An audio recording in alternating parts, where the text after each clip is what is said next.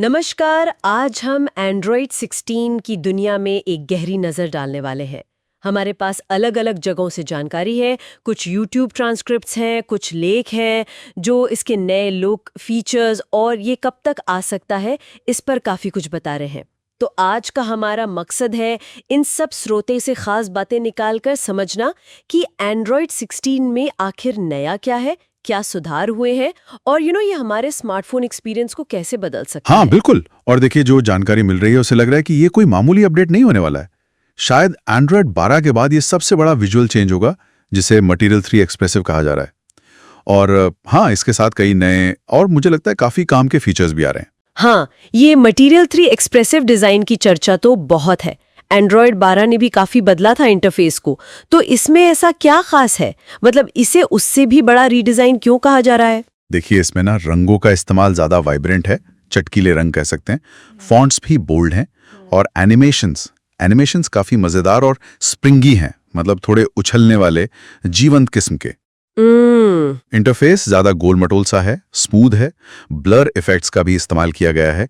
Quick settings panel भी नया दिखता है। अच्छा। और एक इंटरेस्टिंग चीज है हैप्टिक फीडबैक का जुड़ना एनिमेशंस के साथ। मतलब जब कुछ हिलेगा स्क्रीन पर तो हल्का सा वाइब्रेशन महसूस होगा, ओह, ताकि वो छूने का अनुभव और बेहतर लगे। सुनने में तो ये भी आया है कि गूगल ने करीब 18,000 लोगों का सर्वे करके ये डिजाइन फाइनल किया है। 18,000 लोग? तो मतलब काफी रिसर्च की गई है इसके पीछे। पर क्या ये ज्यादा एक्सप्रेसिव, थोड़ा चुलबुला डिजाइन सबको पसंद आएगा? कस्टमाइजेशन के ऑप्शंस होंगे इसमें? लोग अपने हिसाब से बदल पाएंगे? हाँ, पर्सनलाइजेशन पे काफी जोर दिया गया है। जैसे आप आइकॉन की शेप्स बदल सकते हैं। क्विक सेटिंग स्टाइल्स को अपनी जरूरत के हिसाब से छोटा बड़ा कर पाएंगे। और गूगल की कुछ अपनी एप्स हैं, जैसे फोटोज और अलार्म ऐप, उनका इंटरफेस भी बिल्कुल नया कर दिया गया है, ज्यादा साफ सुथरा लगता है। तो हाँ, लचीलापन तो है।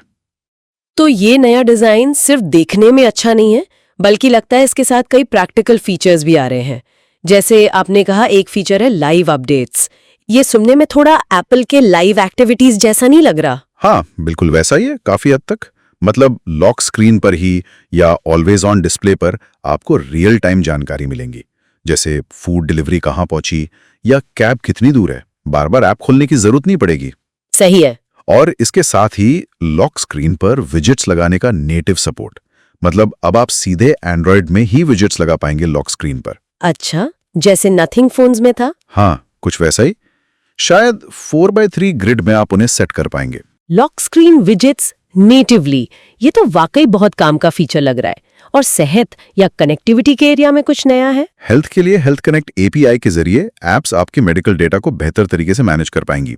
पिक्सल फोन्स के लिए बैटरी हेल्थ पेज वापस आ रहा है। ओ, ये तो अच्छी खबर है पिक्सल यूजर्स के लिए। हाँ, उसमें बैटरी की कैपेसिटी, चार्जिंग ऑप्टिमाइजेशन, ये सब दिखेगा। फिर HDR स्क्रीनशॉट ले पाएंगे और एक साथ कई ब्लूटूथ डिवाइस पर ऑडियो भेज सकेंगे। अच्छा, मल्टी डिवाइस ऑडियो। और ये जो दिन भर नोटिफिकेशंस आती रहती हैं, फोन बजता रहता है, इससे निपटने के लिए भी कुछ सोचा है गूगल ने? हाँ, उसके लिए एक नोटिफिकेशन कूल डाउन फीचर है। अगर एक ही ऐप से लगातार बहुत सारी नोटिफिकेशंस आएं, तो ये उनकी आवाज या वाइब्रेशन को थोड़ा कम कर देगा, ताकि लगातार डिस्टर्बेंस ना हो। ये तो बढ़िया है। और साथ में नेटिव नोटिफिकेशन समरीज भी होंगी। मतलब जो गैर जरूरी नोटिफिकेशंस हैं, उनका एक ग्रुप बन जाएगा। शायद अगर किसी ने 10 फोटो भेजे तो 10 बार फोन ना बजे। और हाँ, फोल्डेबल फोन और टैबलेट के लिए भी ऐप एडेप्टेशन बेहतर किया गया है। टैबलेट पर 3 ऐप्स एक साथ स्प्लिट स्क्रीन में चलाना भी मुमकिन होगा। इतने सारे फीचर्स के साथ सुरक्षा और प्राइवेसी तो और भी जरूरी हो जाती है।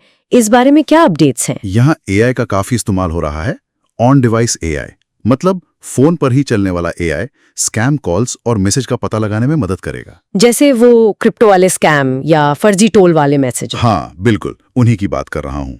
और एक बहुत अच्छा फीचर है कि अगर आप स्क्रीन शेयर कर रहे हैं और गलती से कोई सेंसिटिव ऐप जैसे बैंकिंग ऐप खोलते हैं, तो स्क्रीन शेयरिंग अपने आप रुक जाएगी। अरे वाह, ये तो बहुत जरूरी है। बिल्कुल।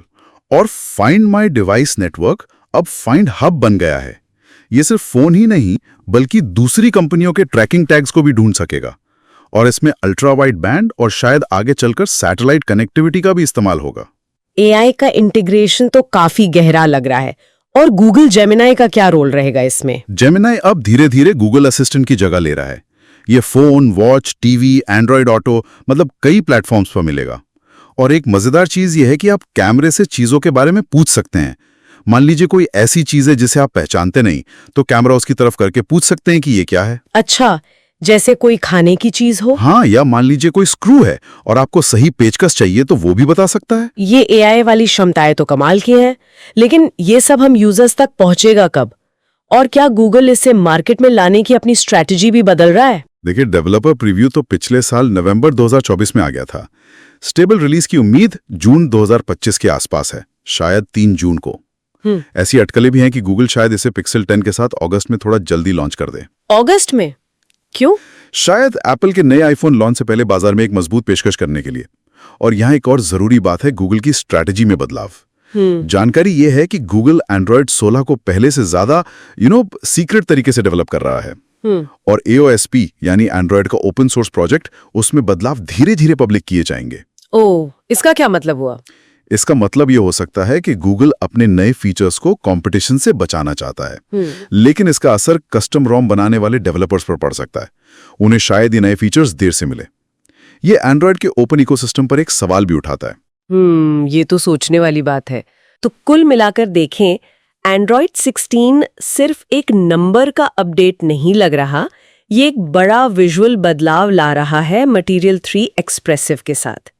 इसमें live updates, lock screen widgets जैसे कई काम के फीचर्स हैं, एआई पर आधारित बेहतर सुरक्षा है और जेमिनाई एआई का भी गहरा इंटीग्रेशन दिख रहा है। हाँ बिल्कुल, ये साफ तौर पर iOS और सैमसंग के One UI जैसे दूसरे स्किन से प्रेरणा ले रहा है, इसमें कोई शक नहीं। लेकिन गूगल इसके जरिए अपनी एक अलग, ज्यादा एक्सप्रेसिव और शायद थोड़ी फंकी पहचान बनाने की कोशिश कर रहा है।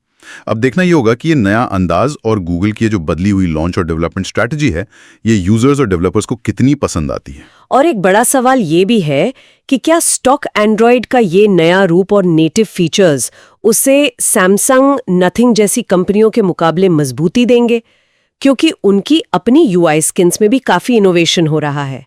ये मुकाबला आगे देखना वाकई दिलचस्प होगा।